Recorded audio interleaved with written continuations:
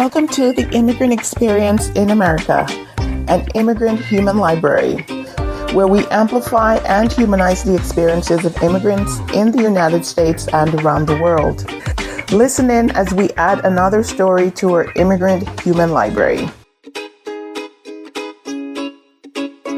Hello, good afternoon, and welcome to the Kreashon Podcast, where we discuss the challenges in our world and how we can create a more harmony between ourselves as a society and in living with nature.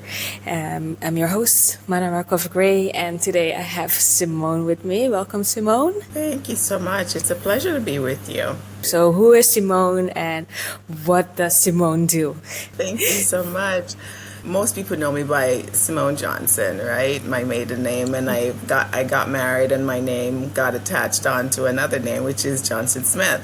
So Simone Right. W. Johnson Smith is who I'm known these days on social media, online. I'm host of the podcast called The Immigrant Experience in America, where we amplify and humanize experiences of immigrants living around the world. And so that's where our project began about 3 years ago. We now have about 180 plus episodes of stories of immigrants Wow. talking about their adjustment challenges. And I recently published my book called Decoding America, basically talking about what life is like moving from your homeland and adjusting to a country in the Western world like the United States of America.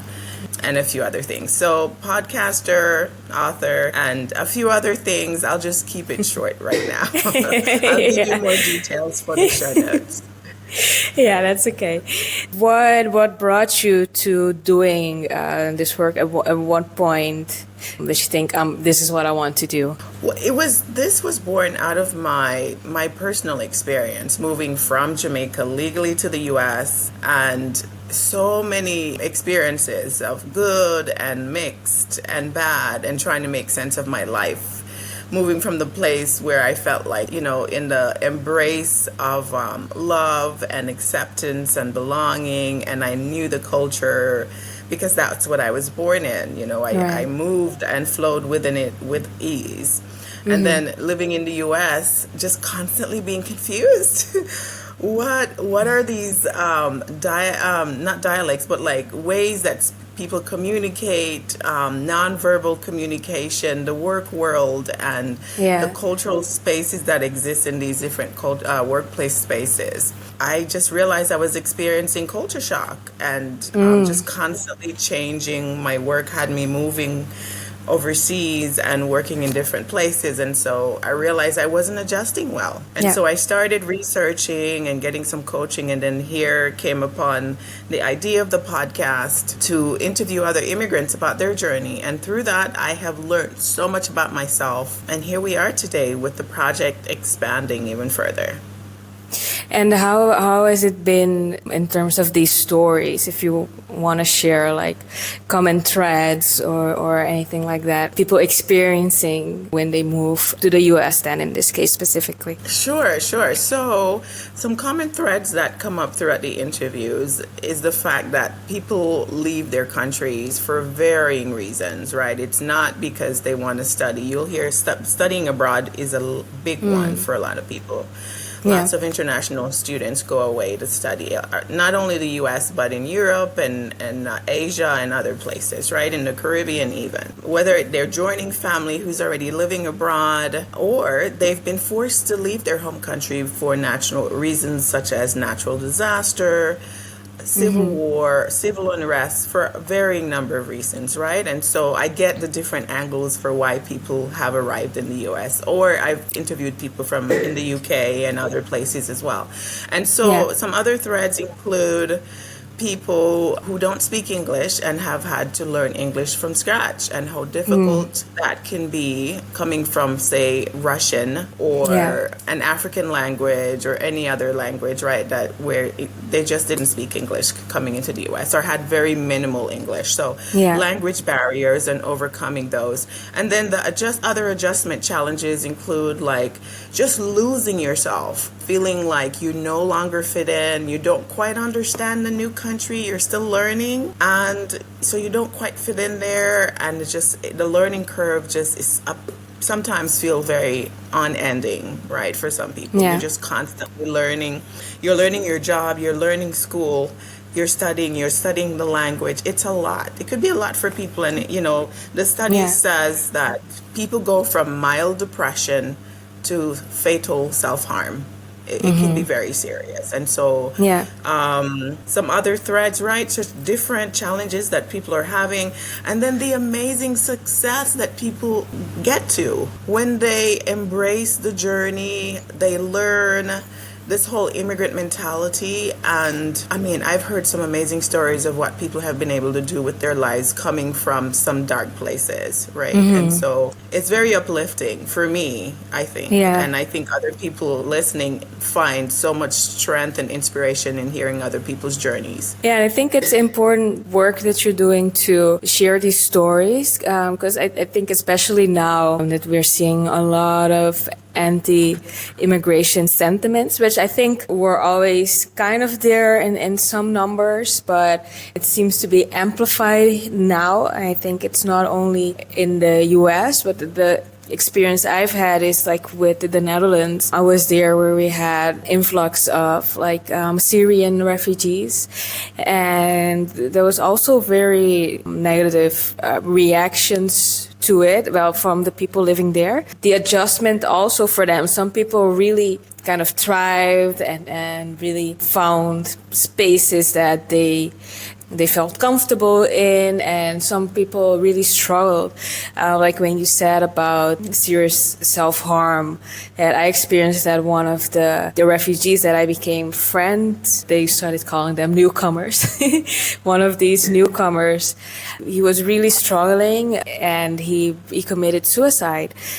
So you do see these cases as well of like, that's, for me, that's like the ultimate harm that you can do to yourself, take your own life in that way. So I do think it's serious to give this space of talking what is that experience. It's important for those people coming into the new country to feel like they're not alone in their experience, and being able to share that and exchange ideas on how to handle things. But I think it's also important for the people that are already living there to hear these stories and struggles. And of course, not everyone will have empathy, but it might get more people to be maybe accepting of people's journeys and why they're there, and various reasons that people might decide to move away from their countries. And sometimes it's not even really a decision that you have. Like if you're really facing a natural disasters or war or something, you really have to, you have no choice but to leave and go somewhere.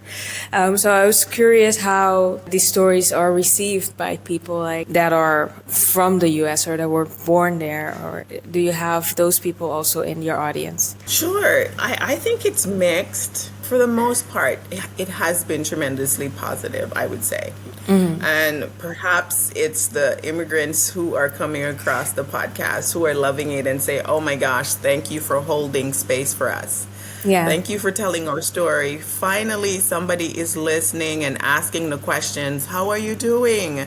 How have you been doing since you left your home country? Because a lot of times they live in the shadows, like they hide.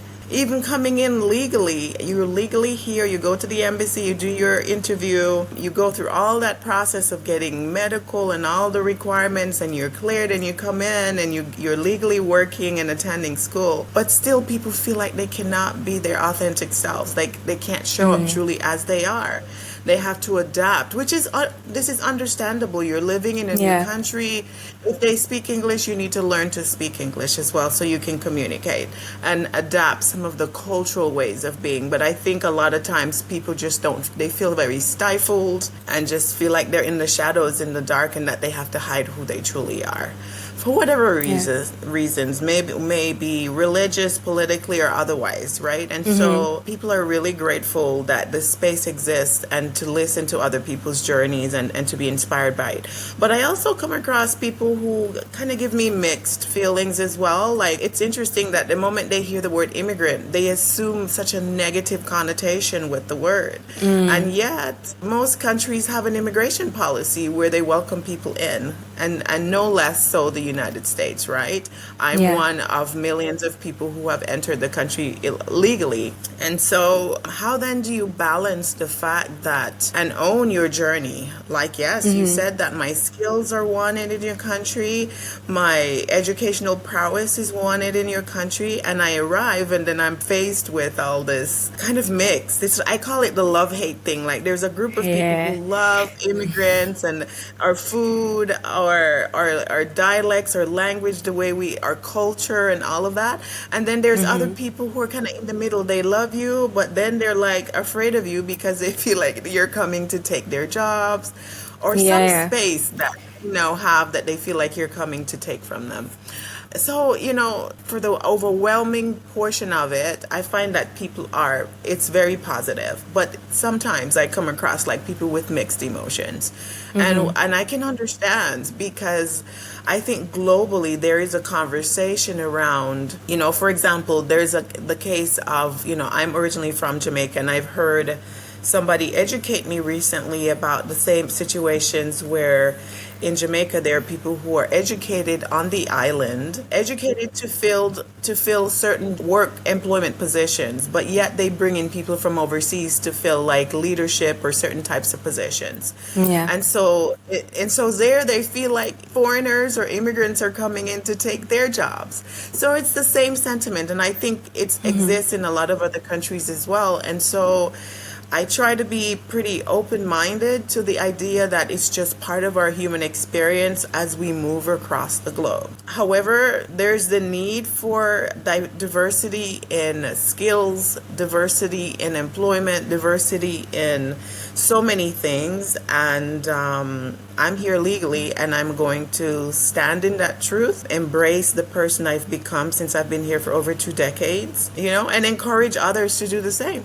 That's a good mindset to have, right? To be able to stand in that truth.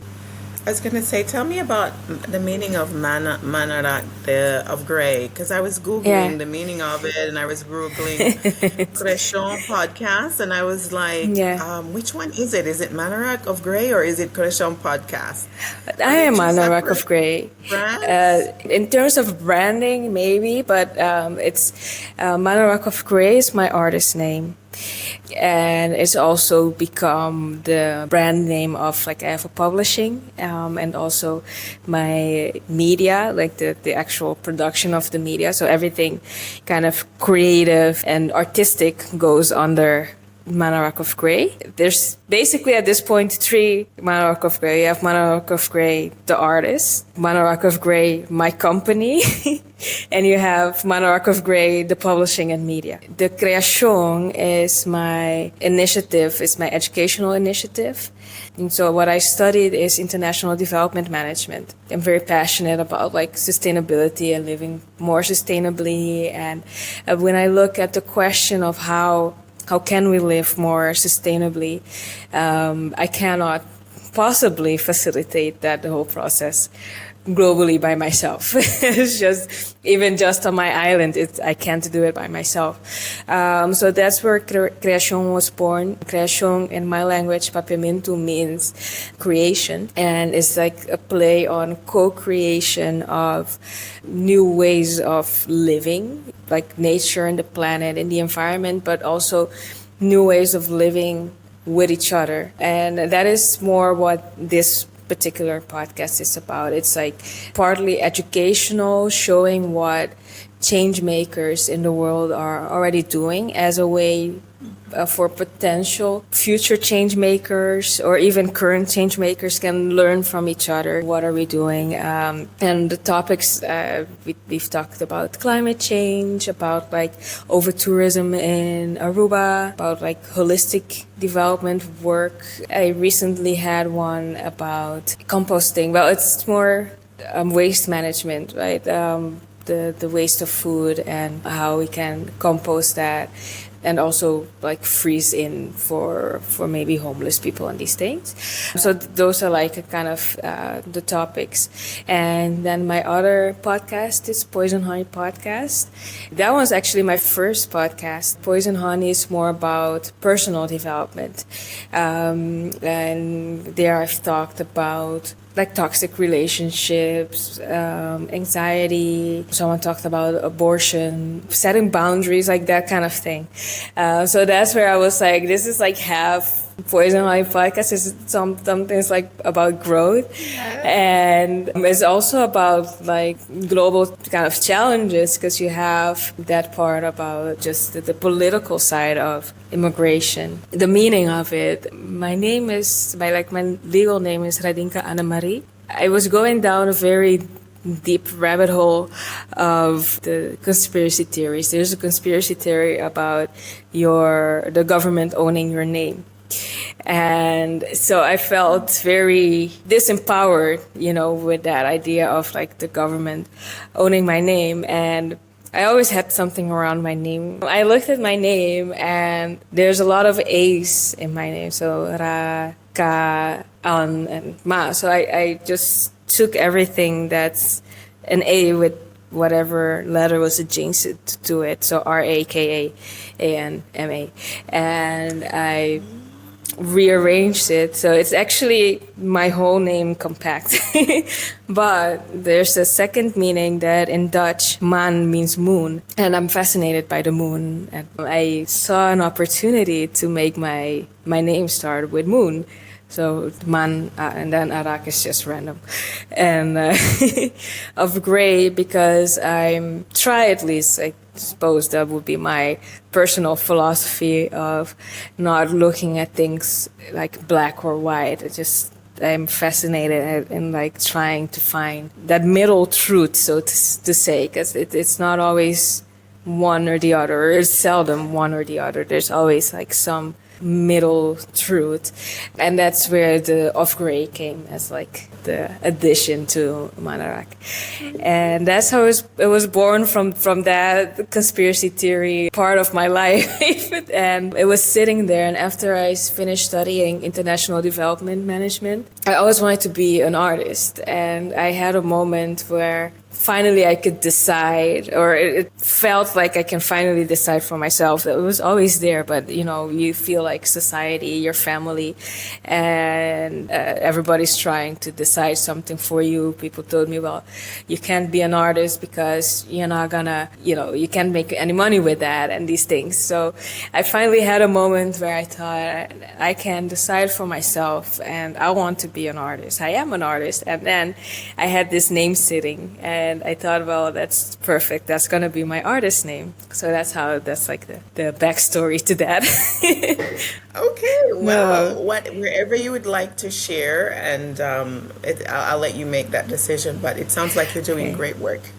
I moved back home about a year ago, and I decided to go really for my business. And I'm mixing my passion for art and my studies of international development management and what I call the art of holistic development work. So it involves all of these different aspects of personal growth. I think is important for sustainability, but also, working together and creating together. So that's maybe the confusion of all these different components of it. I did talk about some coaching and courses that I offer to help high achieving immigrants. And I know you said not to go into the promotion, but I guess it's hard not to, because that's really like the podcast and the book and the courses is really what I'm offering to as my kind of innovative way to handle and adjust to the whole immigrant experience. So I was thinking, how will I present this without talking about the book? The course and coaching really is geared towards really working with people who are seriously struggling, like that person you mentioned. I wish they had gotten some support, some mental health support. Each one teach one, each one lead one, each one support one, right? And there's so much strength in community. And I think when we move to individualistic cultures, we tend to just become these kind of people who are just off in our little worlds, in our little corners. And Yeah. we lose the sense of community that we bring from other collectivist cultures, such as from the Caribbean and other places outside of the West, right? Yeah. Because after a while, work becomes the number one priority, and sometimes you don't even have time to spend with family and friends and and maintain community. And so I'm trying to build that community to help people find each other, support each other, to help you to decode the workplace and how to prepare yourself and help soften the way that you enter and how you experience it. It could be very harsh for some people. It was for me, because I didn't know what I was looking at. It took years for me to fully understand some of the experiences that I was going through, like the microaggressions, the discrimination, the whole racial issue that I wasn't raised with. It's a Yeah. whole new set of language and words that I don't even understand what they mean. And there's so many nuances that come with those words that I had to learn. It was like a whole new like set of words and explanations. Now I have the language to really help people understand what they're feeling. They might be depressed, and it's not because they lost somebody or something tragic or something else. It could be that you're misaligned with your career, for example, because the immigrant mentality is that you need to be a doctor, an engineer, a lawyer. And so a lot of people are forced into those careers when they actually don't match, and they're not really aligned with them personally, with their values, with who they are, or with their purpose here on the earth. And so sometimes that depression comes out of misalignment with what you are in fact supposed to be doing wherever you find yourself in the world. And the culture shock causes depression as well. You Yeah. might not feel like yourself again. You are in a new place and you're constantly changing, dealing with new people. And over time, that takes a toll on you. And you need the support to figure out, like, what's going on with me? How do I get back to feeling like my confident person when I left my country and was in my community? Like, what happened to me? And so I'm here to really kind of build that community and support for those people who are really struggling before it gets to be the sad story that you just shared earlier. If I understand correctly, are you building the community outside of like the podcast as well? Is there any activities that you would do where you live, for example? So I've started just very locally where I am, right? I'm in the state of Georgia, in the southern part of the U.S., really trying to bring people who are from other places together. I started WhatsApp groups. I'm trying to have game nights. I'm trying to getting children of immigrant parents to hang out together, because they're third culture children. They're experiencing the world completely different from their parents who were just born here in the U.S., for example. Yeah. And so I'm building just very grassroots level. I've started, but online. I have a YouTube channel that I've been building out. I'm on LinkedIn, Instagram, TikTok as well. So I'm trying to build that community there and trying to figure out, like, what's one space that I can bring everybody together online. I'm still trying to figure that out. It could be an app for people to find each other globally. It could be some other application, like there's a school community or Facebook or something like that. I'm still trying to figure out how to bring people from all these different platforms in one space so they can interact and support each other. It can be challenging, I think, because online everyone is using like different social media channels. It might be challenging to get everybody on one platform. Have you considered like making your own platform? I don't know if that will be better. So that's where the idea of the app comes in, right? Then I build my own app for this. Yeah.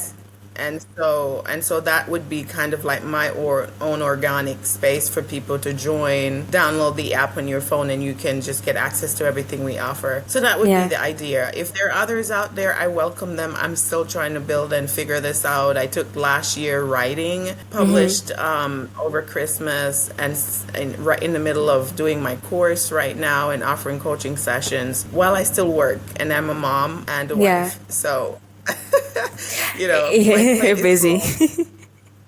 Yes. But do you then have, are you doing the work alone, or do you have people helping you? Well, my husband has been by my side doing my podcast editing from the start. And at one point we hired a virtual assistant who was doing some of the editing, but that was coming out of our own finances. We did the podcast for free for 3 years. After so many interviews, we just, hey, we can't, this needs to at some point start supporting itself financially, because we have publicists, people with books and businesses wanting to come on the podcast, and they're benefiting because we're paying for editing, we're paying for promotional activities. At one point, we were on an international radio station. So we have to come out of our own finances, plus our time and efforts that are going in. So my husband has been my strong support. And I recently, after maybe a year and a half of a hiatus, trying to do it ourselves, decided I definitely need the help, and I hired another virtual assistant to help me organize and get all of this together, because it's growing. It's grown from the moment we started 3 years ago. So, but I always put the word out to people who are listening, who are out there. If you're passionate really about finding other people like you who are in different countries around the world, who are struggling to build community, to find belonging that you had when you were back home. Some people are going through what we call cultural homelessness, where after a decade or two of living abroad, you've obviously changed, right? Yeah. Because you've changed, adapted to the new country. You have to. That's how you're going to survive and thrive. And so you've changed, and you're no longer like the birth country, but you're not really fully like the native country that you moved to either. So it's you're in the middle. You're like a hybrid of these two countries. Yeah. So you're what we call a third culture person, or a third culture kid. You're a hybrid of these two worlds, or you could be like more than two. Right? Because there's some people who come from multiple cultures as well. If you're passionate about this work, I welcome you. Reach out to us. We could use as many hands as we can. We have a YouTube channel that is connected to a Patreon that we're trying to get people to offer support to us to kind of offset the cost that goes with doing this. There's different levels of contributing, as low as like $5 and so forth. So we're really trying to build the support. These things take time, especially when you're still working full time and doing this on your free time. So it's been 3 years, and we've made a lot of progress.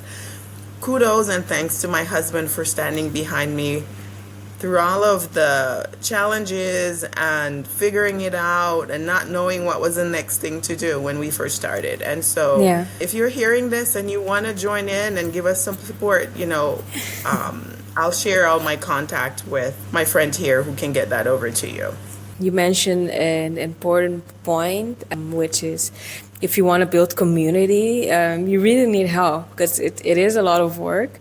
And I think another thing is also the cost. There's a lot of time when we're talking about community building, it's seen as something that one should do for charity, right? Sometimes, maybe a lot of times expected that it's done like for free, but you cannot keep using your own money like that when you are offering a service to people, and you are inputting a lot of time. I don't know if you run ads, but things like ads, your virtual assistants needs to be paid. So I think it's kind of invisible, and we should talk about, like, in a sense, the hidden costs of hidden to people outside of the work. And that's something that I think about myself. I struggled. Obviously, the work that I do is partly social, and I really struggled. Okay, what legal structure am I going to go with? And because the natural or the expected legal structure would be like a nonprofit, because people think, oh, but what you're doing is social, so it's charity work. And I think that part of that mindset is why social kind of, or more socially tinted work is underfunded, because people have this idea that everything should be done for free or it should be done within nonprofit. I think it's a good idea that you are doing it with like Patreon and these things. And how is that going? Not a lot of visibility, because of course we need more hands, right? Yeah. We need more hands to do this consistently, to find where these people are, and to get the word out. We can only do so much. Myself, after I would have been at work until 2:30 today, and then I would have gotten home at 3 and then jump on this interview with you at 4 o'clock. But I Yeah. had some doctor's appointments, so I ended up taking the day off. So, and plus, I have a 6-year-old. She just finished school yesterday, so we had to like be at home with her today. So Yeah. our lives still go on. So we need to eat just the same. And this has grown so much where it feels now like a full-time job.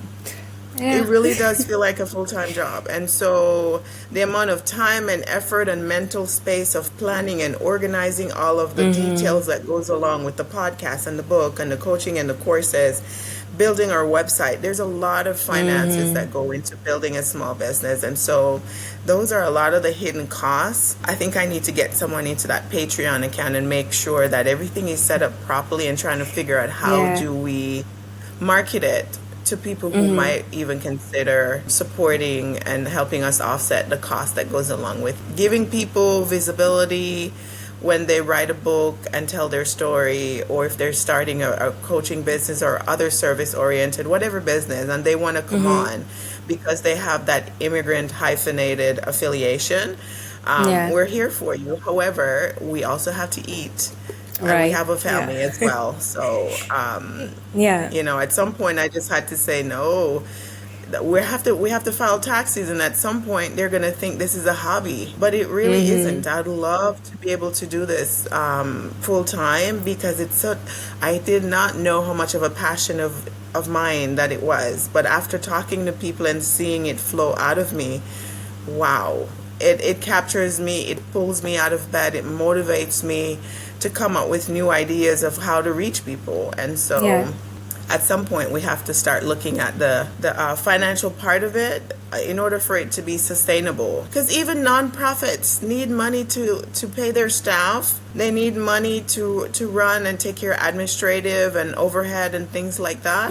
So for people to think that it doesn't take finances to get this stuff done in the world, I'm not sure where they are, but everything requires some sort of a financial underpinning in Yeah. order for it going and to be maintained. Because if you have to travel to anywhere, if you're doing it from your home, you still have bills to pay, utilities, rent, or a The mortgage. internet, the lights. Exactly. Yeah.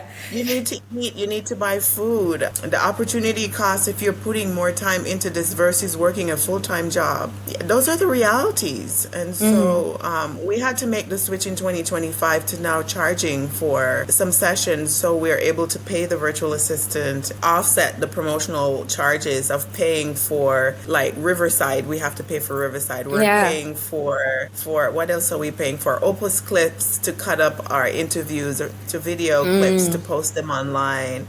We're paying for Calendly to book appointments. We're paying for so many other things. Like it ends up, it Yeah. adds up over time, right? Yeah, definitely. Just maybe a point of recognition. If you are hearing this story, I see you, I hear you, right? I mean, I can't physically see you right now wherever you are in the world. But listen, we recognize how challenging it is to leave your home. And there's a lot of mixed emotions, because there's excitement for what you see on TV that you're going to be immersed in. But the Yeah. reality is, once you're on the ground, you're faced with challenges with, and I've listed a lot of them: the cultural loss of cultural self, the cultural homelessness, where you no longer fit into your birth or your adopted country, and you're in the in-between, and you're like, how do I find belonging? Who are these people that I am just with and I can just relax and be myself and not feel like I have to keep code switching from one version of myself to another just to be able to build rapport with people. The accent bias, the discrimination, the learning racism, the list goes on, and the Yeah. finding work, and how do you operate in the different workplaces, operating by chromatic time versus polychromatic time, where you're expected to just be focused on work, Oh, yeah. versus when you from collectivist communities, it's more so about community and relationships, and work is not the number one priority. It's much more of a balance about living. I'd love to hear your story wherever you are. Reach out to us if you'd like to share your story with our audience. I do have a space for free interviews for certain types of interviews, right? And then for people who want to use a platform for marketing purposes and they have a budget, then those are the people who get charged. But if you're somebody out there who have just a very compelling story of how you've overcome challenges moving abroad, we want to hear it. We want to share your story with the world. We want to provide the space for you to feel heard, to feel seen. Because I tell you, when we first started, I would spend 2 hours or more just listening to some people. And they say it feels like therapy for somebody to actually sit and say, oh my gosh, like this is what I went through when I had to be forced out of my country and I had to move to this country and I was in the middle of this civil war. And now I arrive in this new country and I have to start all over with my family and figure out this place. And so it can be therapeutic for some people just to finally tell the story of what that was like for you. And so that's why we exist. That's why we exist. We're here for you, and we want to validate your experience. We don't want you to continue living in the dark, in the shadows, like you're a nobody. You're a human being just like everybody else. And so we're holding space for you. So we'd love to hear your story or whatever you'd like to share with us, or the support that you need. We're here to provide that as well. Yes, thank you. And I think there's some interesting concept that you mentioned that I'll definitely be exploring later on, like the idea of cultural homelessness. It's the first time I hear that term, but I really recognize myself in that, because I had sometimes, even before I moved away, like I was already interested in different cultures, and you start adapting it, and then you start changing from the people here that are like only within that culture that we grew up in. And I think it's important to hold space for that and give attention to that as well, because a lot of people don't realize like the difficulties that people go through as immigrants. And I used to say, like, when I was in the Netherlands, I would be missing home, and when I was home, I would miss the Netherlands. So, it's can become difficult to really find a place where you feel at home and welcomed, and just like that these are my people that understand me. Just it's important. I think it's an important step in especially these particular times that we're living in. We're going to see more and more people having to immigrate to other countries.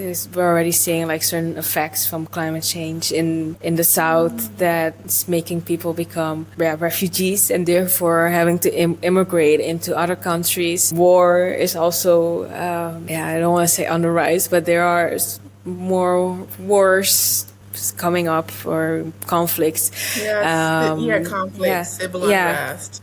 Right, that are also creating refugees, and people are immigrating to other countries. Right, for me, it's difficult to see like what's happening in the U.S. that a lot of immigrants are then being put into jail as if they are criminals, and just the lack of understanding from one human to another about what it takes to leave your country, and then not really feeling at home in the new place, and not feeling like you can return to your country, even if it was like safe and you can return, but you're like this new person, and now there's a name for it.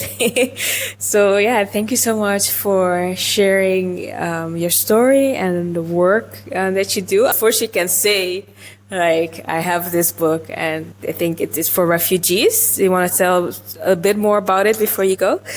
Decoding America. So, right, and coming home to yourself, the immigrant experience. So I tell my personal journey of going through, like, losing myself, like really not really knowing who I was, from I was in Jamaica for like a certain time, and I was grounded in that person. And then when I arrived here, over time of changing and kind of, trying to figure out like what is this new place and how do I fit in it, and the labels that people want to put on you, like you have this skin tone, so this is what you are and this is what you represent. I really lost myself, and I was going through some level of depression, I want to say, because I didn't understand the impact of the culture shock, that because of the new world I was in. And so I talk about like my journey here, my family's journey coming to the US. I talk about like snippets of some of the people that I've interviewed and their encouraging words to immigrants as they leave their home countries. And I encourage people to embrace their superpower, because I really think it's a superpower. When you move from one culture and you go into another culture and you become part of that new culture, and you're hybrid of these two, there's not a lot of people who can be bridge people like you can. You understand both world, and you can flow seamlessly at times between both, and you can build bridges and understanding between these multiple worlds. And so I really encourage people to embrace that superpower and to come home, to recognize your heritage, recognize where you're from. Some people choose to completely assimilate to the country that they go to. They learn the language, and when you see them in a few years, you can't even recognize them as being born in this other country. Right. They've completely changed. And I understand some people do it because they just want to fit in. They want to be accepted. They don't want to be stigmatized, for, if they come from certain countries, right? And so they just really want to fit in, not to have to deal with all that animosity. And I get that. But, for me, this is where my journey has taken me. I'm coming home to accept where I'm from, embracing it, speaking exactly how I sound, whatever accent or no accent or a mixture of whatever I sound like today. I'm embracing that, because listen, until you embrace yourself, nobody is going to embrace you. You will always be caught in this no man's land of seeking for external validation. And it's very important to come home to yourself, to really just accept your accent, the way you look, the way you show up in the world. And I tell you, it's very healing and therapeutic once you start on that journey of embracing who you're becoming as this third culture person. Yes, there you go. Nice. I like your cover there. As my appealing to my visual arts side. Thank you so much for sharing your journey again and your work. And I hope that we get the right people listening to this that can actually, have the time. I say have the time because I'm always interested to help, but I have to hold myself back because I'm also super busy. And I'm the editor and the promoter and everything right now. So unfortunately, I can't join your team, but I do hope that we can find the right person to help you with this, because I think it's important work, especially as I said now, with more people becoming immigrants. Yeah, I think refugees, exile, name it. Yeah. With the trends that we're seeing politically, I think it's more and more important to have these spaces where we can find each other and share these experiences with each other and build community. So I think this is a good case study for community building and how you can use podcasting and the internet to find your tribe, so to say, in this case. It's interesting that you mentioned about how your study of international development management and the different changes that are happening around the world and how they're forcing international movements of people. I think that's an interesting topic. I don't know if you've covered it on your podcast, but I'd be love to hear more about that. But I'm intrigued about your own personal story. Are you from Aruba or Bonaire? I'm from Bonaire. And where did you went to the Netherlands for some time? I went there to study. I'd say 2010 I moved there. And I studied tourism, which is not really what I wanted to study. It's one of these, like, you're expected to be a doctor. I guess here in the Caribbean, we're expected to go into tourism because that's what makes the money. So yeah, I was kind of massaged into going to study for tourism after I said I wanted to be an artist or do something creative. So I did that, and afterwards I thought I always have like a spirit to be an entrepreneur. I knew I didn't really want to work for a boss in that sense, like a 9-to-5 thing. So I decided to study business, which I did a year of, and that was too economic for me. I do obviously care about the social and environmental aspect of things as well. So I could never be like, okay, let's deplete all of the resources on Earth just for money kind of thing, which was literally said by one of the teachers there, which kind of triggered me to look for another studies. And that's how I came across international development management. And I thought that was a better fit for me. And I went into that. I did get, once you kind of go in idealistically. I think a lot of people that choose that study are very idealistic, and you see us from miles away, it's like the hippie looking kind of student.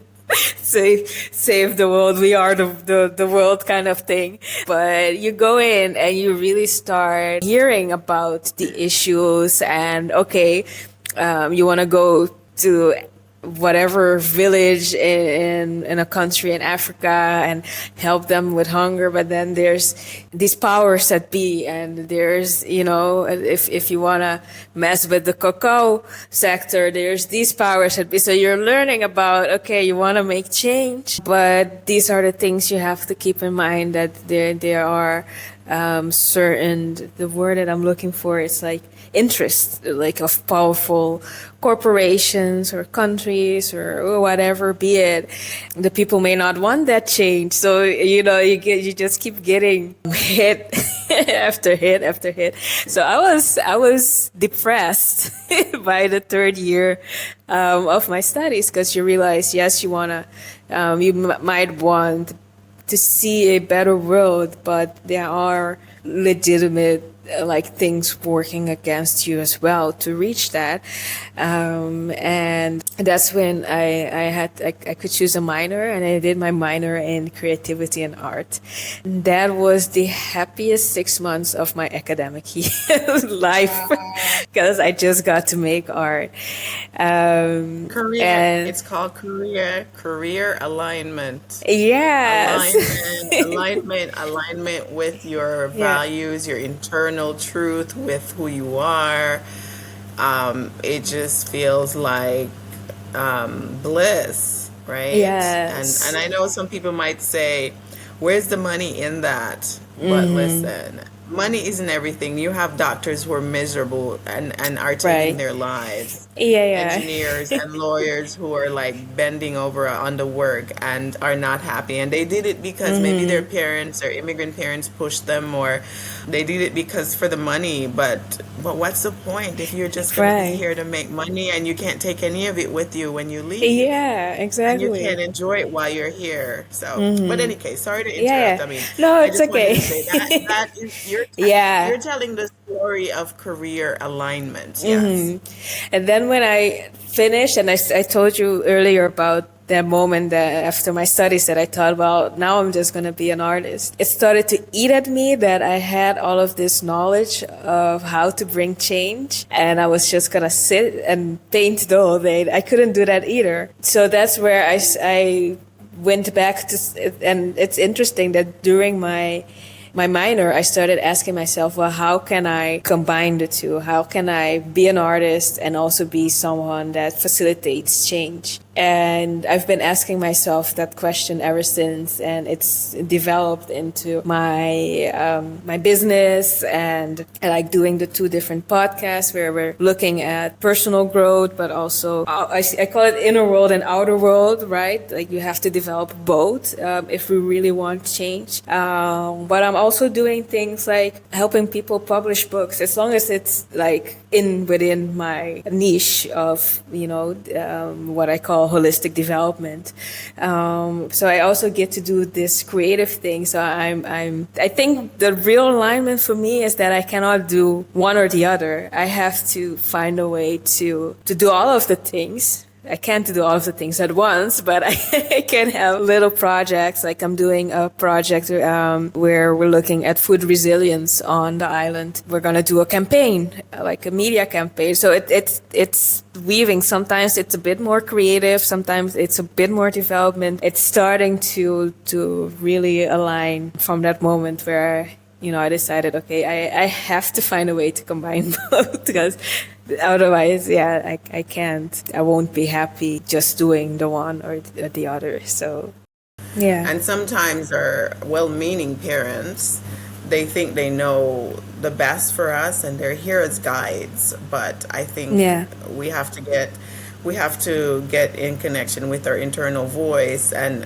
the more we listen, the more louder and powerful it gets, and the more we're self-directed. I hope I can allow our little one to be able to find and to keep that voice, right? And that it doesn't get dimmer and dimmer, but that it doesn't leave her as she grows up. I think it's as they call it, conscious parenting, where you're just in tune with your child and allow her to really follow that. So I'm glad that you pushed through despite all the other people and what they were saying, and you're finding the right balance for you, where you can find joy, and you're a better people probably experience you as more joyful, more connected, more purposefully, right? And so that's important, because I've been in places where I'm just working out of just being a responsible thing because it's the good thing to do, but you're so disconnected and unhappy. And I'm finding my joy again with this project that I started. Again, I'll keep saying it's important work. I can see the excitement also floating from you. So I think definitely I was happy that you contacted me to talk about it. And I'm happy to share this with the audience. And who knows, maybe we decide to do another podcast at some point together. Yeah, let's keep talking. There's a lot to explore. I did a minor in international development myself, and having been born in Jamaica and part of my life there and my international travels and being in the space, there's a lot to talk about, like what you observe and how policies impact countries and smaller developing countries. So lots of conversation around that, but we can keep exploring that, and maybe there's another way to collaborate. I'd love to share this as well to my audience and let people know the work that you're doing as well. So be sure we'll continue the conversation and making sure we get this out to both of our audiences. It was a pleasure joining you and having such a pleasant conversation and learning about you and where you're from and your immigrant experience and the influence that you're creating in the world. So let's keep the conversation going. I love meeting people like you. Thank you so much, Simone. It was nice meeting you too and talking to you. We overcame a lot of difficulties, but we got it. Until next time on the Kreashon Podcast. Bye-bye. We thank our listeners around the world, and we appreciate your continued support as we build our human library.